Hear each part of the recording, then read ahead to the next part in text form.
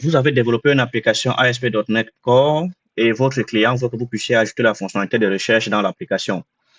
Donc, c'est quoi une fonctionnalité de recherche? C'est une fonctionnalité qui permet d'aller rechercher dans votre base de données les informations. Donc, si nous avons un exemple comme ceci, nous pouvons voir dans cette application-ci que si je fais la recherche d'informatique comme ceci, là, on voit que ça va me retourner uniquement toutes les informations qui ont un trait avec l'informatique. Donc, c'est ça.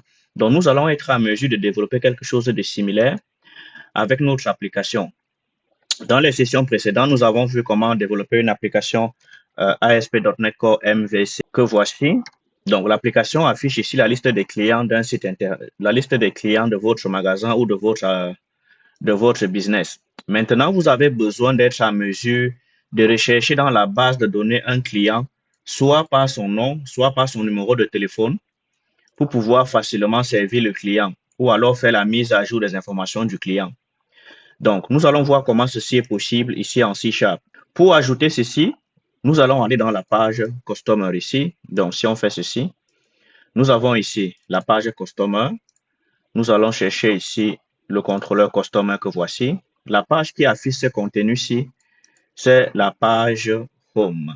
Donc, si on fait ceci, nous allons voir que c'est la page Index dans le contrôleur Customer. Donc, ce qui veut dire que nous devons être à mesure de modifier la page index pour qu'elle puisse faire la recherche dans la table des clients. Donc, pour ce faire, nous allons aller chercher la vue qui est responsable de ceci. Nous allons trouver ici le fichier index que voici. Et nous allons ici ajouter la barre de recherche ici en haut. Donc, la barre de recherche, c'est quoi? Disons que nous voulons ici, nous avons Customer ici. Donc, nous allons ici ajouter une division dans laquelle nous allons créer un formulaire qui est forme. Dans le formulaire, nous allons ajouter une action ici que nous allons dire que c'est index. Pourquoi index? Parce que index ici, c'est le nom de l'action qui affiche en fait la page que nous avons ici à droite. Nous allons mettre index ici. Ensuite, nous allons créer également une division ici dans laquelle nous allons mettre un input. Donc, le input ici, nous allons lui donner un nom qui est le nom que nous allons utiliser pour la requête. Et ensuite, nous allons également lui donner un ID qu'on va appeler Q ici. Maintenant, nous allons ici ajouter un bouton. Nous allons appeler ça type. Nous allons dire type submit. Ceci va nous permettre d'envoyer la recherche. Cherche. Voilà. Maintenant, nous pouvons essayer d'exécuter ça pour voir. Voilà. Là, maintenant, on voit ici que nous avons un bloc de recherche ici.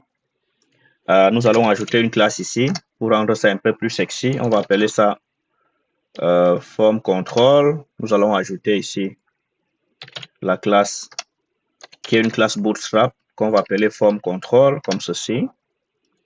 Là, nous allons enregistrer.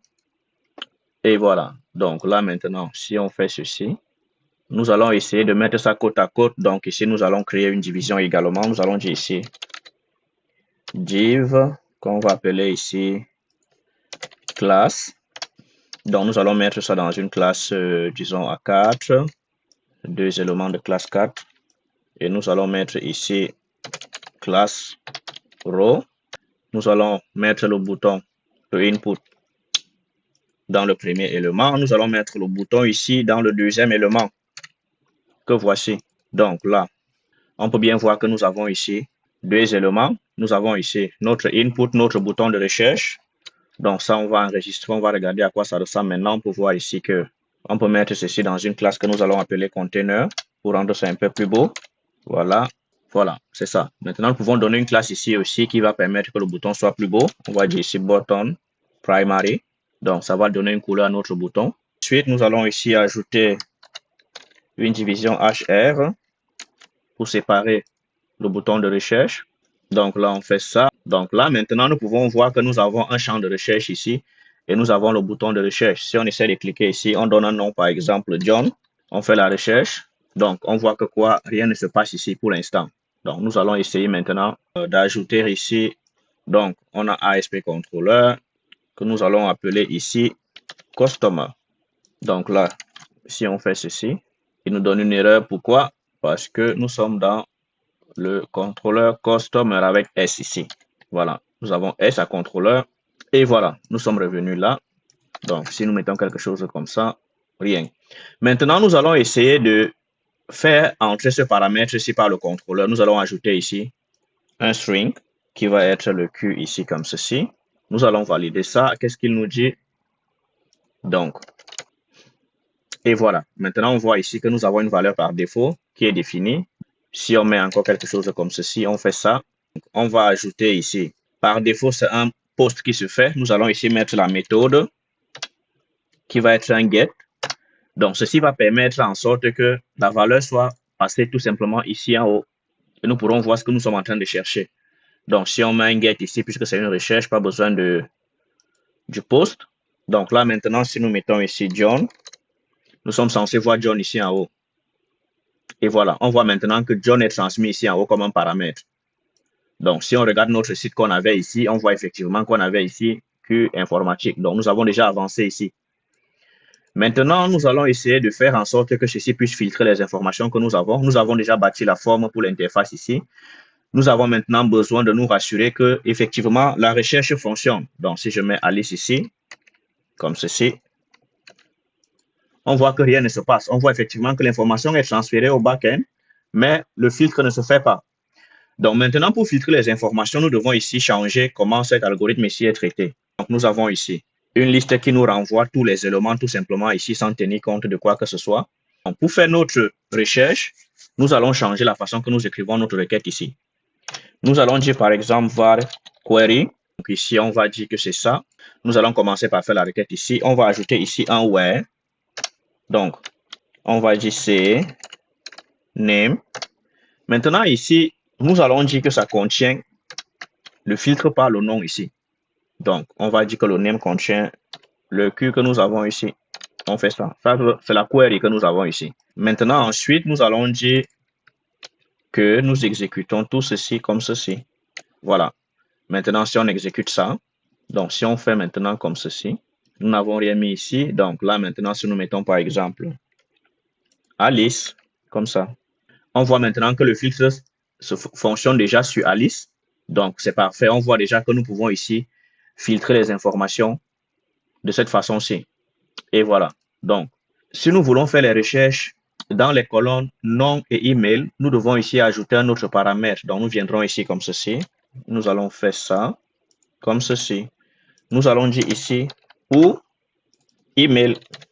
Donc là maintenant, si on exécute ça, la recherche va se faire soit par le nom, soit par l'email, tout simplement. Donc si on prend maintenant ceci, effectivement, on voit bien que ça trouve le nom. Donc si on fait la recherche partielle aussi comme ça, on voit bien évidemment que ça trouve.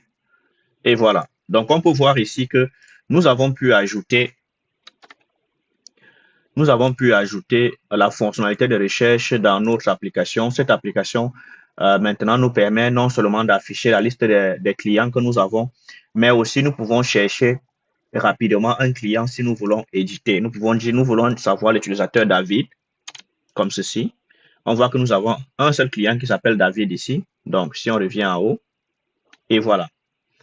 Donc, voilà en fait comment ajouter la fonctionnalité de recherche, une fonctionnalité assez simple.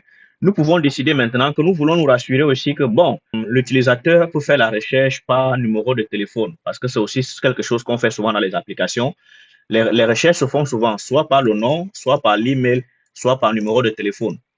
Donc, dans ce cas, nous allons ici ajouter une autre condition, comme ceci, et nous allons mettre ici phone. Donc là, si on exécute ça, donc maintenant, si nous prenons un numéro de téléphone ici au hasard, comme ceci, effectivement, on voit que nous pouvons trouver un client par le téléphone. On peut trouver également un client par le nom. Nous pouvons également trouver un client par son email. Donc, voilà comment en fait ajouter une fonctionnalité de recherche assez basique et simple dans une application. Et cette fonctionnalité, si vraiment va booster l'utilisation de votre application, juste en ajoutant ce petit bout de code que nous avons fait ici et en ajoutant également, en faisant le changement ici. Donc, en quoi donc consiste l'ajout d'une recherche dans une application? L'ajout d'une recherche donc consiste à ajouter un formulaire de recherche, un bouton qui nous permet de faire la recherche ici, comme nous pouvons voir ici. Ensuite, nous devons changer notre méthode d'action qui va faire la recherche en injectant un nouveau paramètre ici. Nous allons par la suite choisir les champs par lesquels nous voulons faire la recherche et nous allons utiliser tout simplement la requête where ici. Ici, notre application utilise Entity Framework pour la communication avec la base de données, raison pour laquelle nous avons ici le contexte, nous avons la table et nous avons la condition where ici dans lequel nous indiquons tous les champs avec lesquels nous voulons faire la recherche. Donc ça, c'est une recherche basique qui fait la recherche dans 3 champs, qui est le nom, l'email et le numéro de téléphone. Nous avons donc appris comment ajouter une fonctionnalité de recherche basique dans une application ASP.NET Core MVC en utilisant le langage C#. Donc, merci si vous avez aimé notre capsule, likez, abonnez-vous à notre chaîne pour recevoir des notifications quand nous allons avoir des contenus nouveaux. Merci.